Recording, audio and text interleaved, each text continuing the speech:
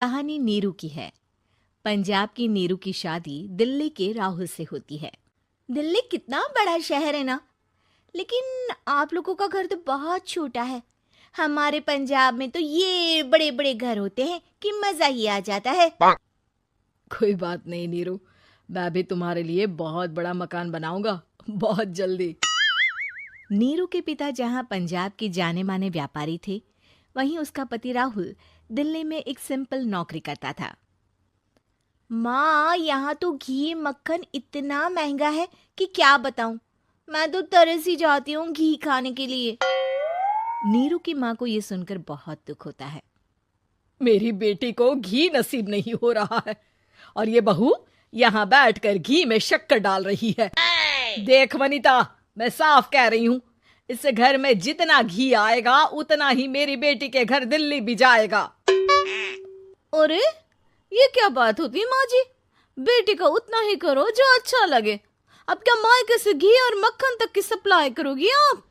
हाँ, मेरी बेटी किसी चीज को तरसे मुझसे बर्दाश्त नहीं होता। अब क्या था, नीरू के मायके में 2 किलो घी आता तो 2 किलो दिल्ली जाता नीरू के पास। एक दिन, माँ, बड़ी गर्मी पड़ती है दिल्ली में। इस घर में तो एक ही एसी है और वो भी ड्राइंग रूम में। सारा परिवार एक ही कमरे में सोता है। हाँ बेटा, वो तो हर घर की कहानी है। यहाँ भी एक ही एसी है। अरे बिल इतना आता है कि क्या बोलूं। तभी वहां राकेश आ जाता है। माँ, थोड़ी देर में यहाँ कुछ प्लम्बर आएंगे मेरे कमरे में एसी लगाने। जरा ध्यान से लगवा देना ना माँ। ओए, ऐसे कैसे तेरे कमरे में एसी लगेगा? हाँ हाँ राकेश, एक बार बात तो कर लेता। अरे पापा, वो वनिता को गर्मी में नींद नहीं आती। ड्राइंग रूम में सबके साथ सोने में वो अनकंफर्टेबल है, इसलिए। अरे पूरे परिवार के साथ वहां तेरी बहन नीरू भी तो सोती है। वो नहीं हो रही क्या अनकंफर्टेबल? समझ रहा है ना? अगर एसी लगेगा तो एक दिल्ली में तेरी बहन के कमरे में भी लगेगा, तभी तू लगा सकेगा। राकेश वनिता को सारी बात बताता है। वनिता करती भी क्या, मन मार कर बैठ जाती है। माँ, ये लोग ठीक नहीं है, क्या करूं मैं? अरे बेटी, यहाँ आ जा, तू यहाँ आकर रह ले। अरे छोड़ दे ऐसे पति को। कैसे छोड़ दूं माँ? समाज क्या कहेगा, लोग क्या कहेंगे? वैसे भी मेरा एक बेटा है मयंक। अरे हटा बेटा, तेरी उम्र ही क्या है? इतनी परेशान रहेगी तो काम कैसे चलेगा? खैर, बात आई गई हो जाती है। माँ को लगता है कि नीरू ठीक है, तो वहीं नीरू के मन में एक ही लाइन चल रही होती है, यहाँ आजा। माँ ने तो बोल ही दिया है कि यहाँ आजा। बस मयंक थोड़ा सा बड़ा हो जाए, इन गरीबों को छोड़कर मैं वापस माँ के पास ही चली जाऊंगी। वो इसी सोच में बाजार में चल रही थी कि मैम, आपका दुपट्टा जमीन को छू रहा है। नीरू जैसे ही उस लड़के की तरफ देखती है, देखती ही रह जाती है। हाय रे, कितना सुंदर लड़का है ये। अब क्या हुआ? मैंने कहा आपका दुपट्टा। तो खुद ही उठाकर दे दो ना। लड़का समझ जाता है कि नीरू उस पर फिदा हो चुकी है। वो उससे उसका नंबर लेकर चला जाता है। अब क्या था, नीरू और रोहित में लगातार बातें होने लगती है। मैं हरियाणा का रहने वाला हूँ, यहाँ एक बड़ी कंपनी का मैनेजर हूँ। अच्छा, और कितने बच्चे हैं तुम्हारे? बच्चे? अरे मेरी तो शादी भी नहीं हुई है। तुम बताओ, शादी करोगी? नीरू शर्मा जाती है। अब लेकिन मैं तो पहले से ही शादीशुदा हूँ। मुझे फर्क नहीं पड़ता, बस तुम शादी कर लो। भाग चलते हैं, बहुत पैसे वाला हूं मैं, हमेशा खुश रखूंगा तुम्हें। नीरू रोहित से मिलकर सारा प्लान बना लेती है और फिर एक दिन घर से भाग जाती है। दोनों शादी कर लेते हैं। शादी के बाद, क्या बात है नीरू, तुम्हें परेशान सा देखता हूँ, सब ठीक तो है ना? हाँ हाँ, सब ठीक है।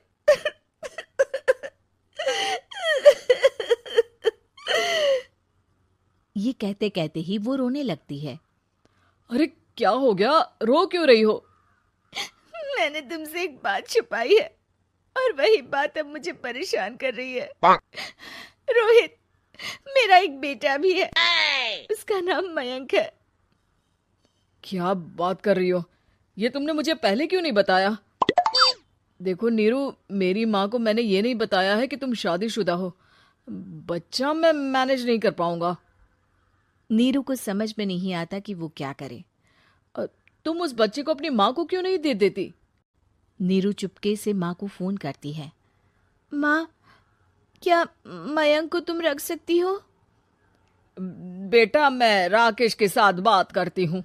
आखिर घर का बेटा वही है, जो वो बोलेगा। वैसे भी बेटा, तूने जो किया है ना, उसके बाद से पूरा घर तेरी बुराई कर रहा है। मैं भी अब किसी से तेरे लिए लड़ नहीं सकती।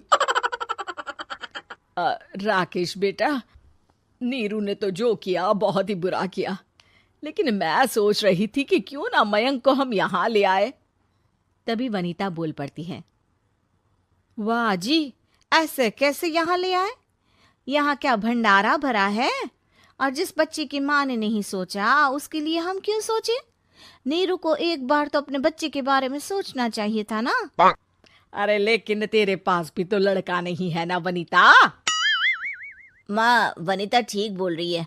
कल को वो बड़ा होकर इसी घर का हिस्सा मांगेगा तो हम क्या करेंगे? माँ कहती भी तो क्या, वो चुप रह जाती है। वहीं नीरू का पहला पति कहता है। माँ, अगर आज भी वो वापस आ जाए तो मैं उसे माफ कर दूंगा। बेटा, गरीबी चीज ही ऐसी है, क्या करेगा। तू तो अब मयंक का सोच। वो बेचारा तो बिना माँ का हो गया। मयंक के खातिर तू दूसरी शादी कर ले बेटा। लोगों के लाख समझाने के बाद नीरू के पहले पति की शादी रिद्धि से हो जाती है, जिसके पहले पति से 2 बच्चे होते हैं। देखो जी, मैंने शादी सिर्फ बच्चे के खातिर की है। मैंने भी शादी सिर्फ बच्चों के खातिर की है। वहीं नीरू के दूसरे पति के मन में ये बात घर कर जाती है कि नीरू एक मासूम बच्चे को उसके खातिर छोड़ कर आई है। अब देखो नीरू, मुझे लगता है कि जो औरत अपनी कोख का बच्चा छोड़ सकती है, वो तो कुछ भी कर सकती है। कल को तुम्हें मुझसे अच्छा कोई मिल गया तो तुम तो मुझे भी बाय बाय कर दोगी ना। नीरू को अब उसका दूसरा पति ताने देना शुरू कर देता है। तंग आकर नीरू उसके यहाँ से भागकर अपने पहले पति के पास चली जाती है, लेकिन ससुराल में क्या लेने आई है नीरू, मयंक को?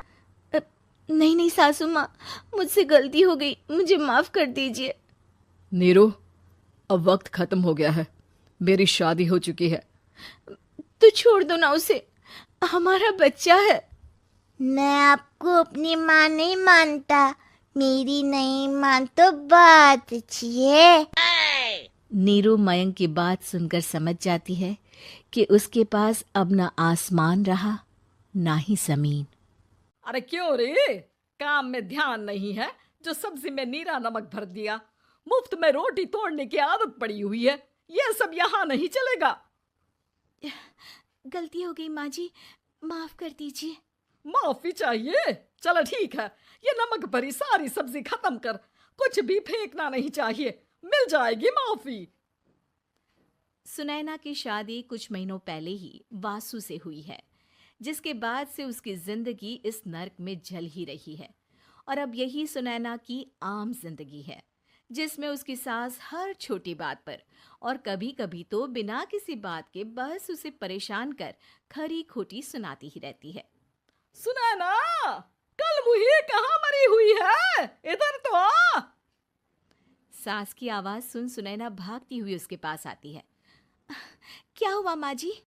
अरे तुझे पता है मेरे पैरों में दर्द रहता है, तो मुझसे बदला लेने के लिए टीवी का रिमोट इतनी दूर रख दिया। अरे मुझे ज्यादा खड़ा कर पैर तुड़वाना चाहती है क्या? आज पूरा दिन तू एक पैर पर काम करेगी, अगर कहीं दूसरा पैर जमीन पर रखा तो मुझसे बुरा कोई नहीं होगा। सास और सुनैना की ये कहानी उसकी ननद सिम्मी बहुत करीब से देख रही होती है, जिस वजह से उसके मन में ससुराल और सास के लिए डर बनने लगता है।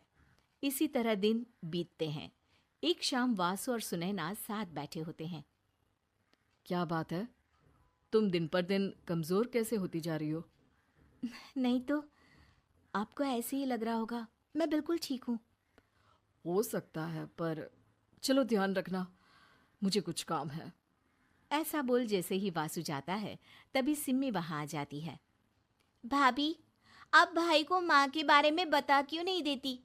वो आपके साथ बहुत गलत करती है। क्या सारे ससुराल वाले ऐसे ही होते हैं? भाभी, मुझे तो शादी ही नहीं करनी, बहुत डर लगता है मुझे। अरे तुम बेकार ही टेंशन ले रही हो, ऐसा कुछ नहीं है। मुझे पता है तुम्हारा ससुराल बहुत अच्छा है, इसलिए खुशी खुशी ससुराल की तैयारी करो। सिम्मी तो वहां से चली जाती है, लेकिन सुनैना उसकी बातों से सोच में पड़ जाती है। कुछ दिनों बाद सुनैना के मम्मी पापा और भाई उनके घर आते हैं, जिन्हें देख सास हैरान रह जाती है। आप लोग सुनैना से मिलने आए हैं? अरे बहू, देख तो तेरे मम्मी पापा आए हैं। जी नहीं, आज हम यहाँ लड़की नहीं लड़के वाले बनकर आए हैं। हाँ माँ, मैंने ही सिम्मी और शरद के रिश्ते की बात मम्मी पापा से की थी। शरद हमारी सिम्मी के लिए परफेक्ट है। बेटे की बात मानते हुए उसकी माँ रिश्ते के लिए मान जाती है, पर अब सिम्मी के मन में ससुराल का डर और ज्यादा बढ़ जाता है। जैसे यहाँ माँ भाभी पर जुल्म करती है, ये भी पक्का अपनी बेटी का बदला लेने के लिए ही मुझसे शादी कर रहे हैं। इसी सब के बीच देखते ही देखते सिम्मी शरद की शादी हो जाती है और सास के नाम से डरी सहमी सिम्मी ससुराल पहुंच जाती है। जहां पहुंचते ही वो डरते हुए बोलती है, मम्मी जी, मैं अभी पूरे घर का काम कर दूंगी और जॉब भी छोड़ दूंगी। जैसे आप कहोगी मैं सब कुछ वैसे ही करूंगी। अरे, इतना डर क्यों रही हो? और अभी घर आई हो, कोई काम करने की जरूरत नहीं। नई शादी है, कुछ दिन आराम करो, घूमो फिरो। रही बात घर या जॉब की, तो वो तुम्हारी चॉइस है, कोई तुम्हें नहीं रोकेगा। सास का ऐसा व्यवहार देख सिम्मी हैरान रह जाती है और अपनी भाभी सुनैना का ससुराल में पहला दिन सोचने लगती है। चलो, हो गया कार्यक्रम खत्म। जा वासु, आराम कर। बहू, तू अपने काम पर लग जा। काम से मेरा मतलब है घर का काम, क्योंकि अब से तुम इसके अलावा और कोई जॉब बॉब नहीं करोगी। हाँ। क्या हुआ, कहाँ खो गई? लगता है सपनों में ही घूमने लगी। बताती हूँ तुझे अभी। मेरी बेटी का मजाक बनाएगा? सपने में क्यों, असलियत में घुमा कर ला। जा। ससुराल की ऐसी इमेज सिम्मी ने कभी सपने में भी नहीं सोची थी। अपने आप को बहू नहीं, बेटी सुन उसे बहुत हैरानी होती है। लेकिन जैसे जैसे समय बीतता है तो अब सिम्मी को किसी भी जगह से ज्यादा ससुराल अच्छा लगने लगता है। एक दिन सिम्मी सबसे मिलने मायके आती है तो अपनी माँ को भाभी पर चिल्लाते हुए देखती है।